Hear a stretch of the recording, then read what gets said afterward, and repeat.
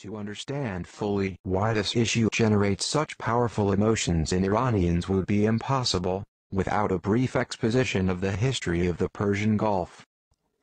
It was the ancient Greeks who originally named the body of water separating the Iranian plateaus from the Arabian Peninsula, Perseus Sinus. This reflected both an appreciation of Persian civilization and a grudging respect for Persian naval mastery. Early Roman historians, in keeping with the traditions of the ancient Greeks, called the waterway Aquarius Persico. Thus, the ancient world universally recognized this strategic waterway as the Persian Sea, a recognition that has persisted throughout the ages. Even after the conquest of Iran by Muslim Arabs in the 7th century AD, there was no attempt to alter the name of the Persian Sea. The Muslim Arabs universally referred to the Gulf as Bahr al-Farsi, Persian Sea, and duly respected the precedents established by the Greeks and the Romans.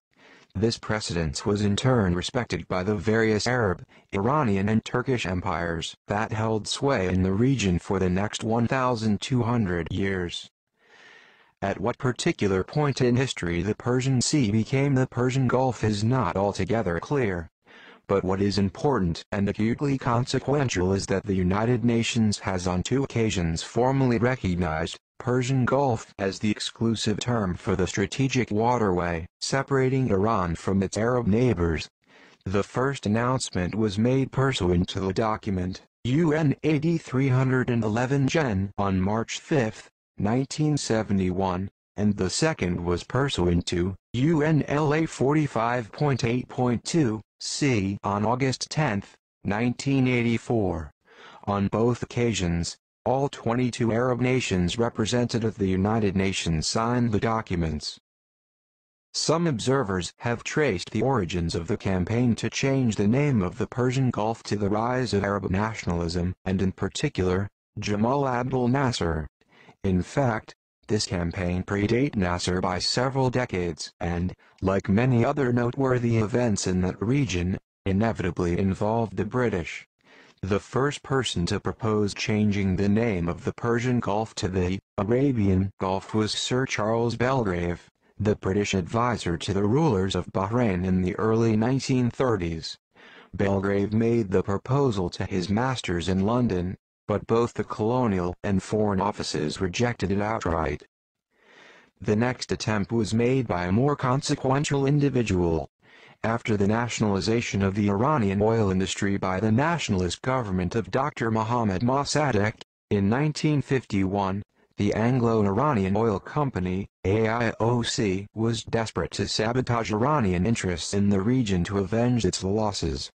The task of reviving the Arabian Gulf project was entrusted to Roderick Owen, arguably one of the greatest unsung heroes of the British secret state in the 20th century.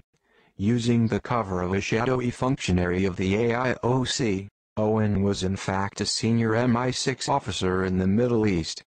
The primary product of Owen's campaign was a book called The Golden Bubble of the Arabian Gulf. This book constituted the first literary work of any significance to popularize the term Arabian Gulf. Thus, the campaign to distort and eventually displace the historical term Persian Gulf originates in the retreat and defeat of British colonialism in the Middle East. However, there is no doubt that Nasser was the man, and the militant Arab nationalism that he represented was the ideology that popularized changing the name of the Persian Gulf to accommodate Arab chauvinism. Nasser was less interested in changing the name of international waterways than being seen to be confronting the Shah of Iran, who was almost universally disliked in the Arab world at that time. Nasser's Egyptian regime, using the financial resources of the small Arab sheikdoms on the western shores of the Persian Gulf, started the global campaign to change the name of the Persian Gulf, in earnest. The leadership of this campaign was gradually appropriated by the new Ba'ath regime in Iraq. The post-1968 Iraqi Ba'athist regime struck a close alliance with the government of Abu Dhabi, the most influential constituent of the embryonic United Arab Emirates. This relationship proved decisive as the Arab nationalist propaganda campaign of the Iraqi Ba'athists had recourse to the financial resources of the UAE. Interestingly, the government of Abu Dhabi retained its close alliance with the Ba'athist regime of Saddam Hussein right to the bitter end in April 2003. Several fake academic and research institutions were set up as fronts to propagate the politically motivated name, Arabian Gulf. These organizations established extensive links with universities, publishing houses, and cartographic centers around the world to offer inducements to adopt the new name for the strategic waterway. In time, many Western academics, politicians, and journalists were persuaded, thanks to generous financial incentives, to adopt the new name. This campaign had such a marked impact that in the mid-1970s the BBC decided to adopt the neutral term, the Gulf, for the waterway.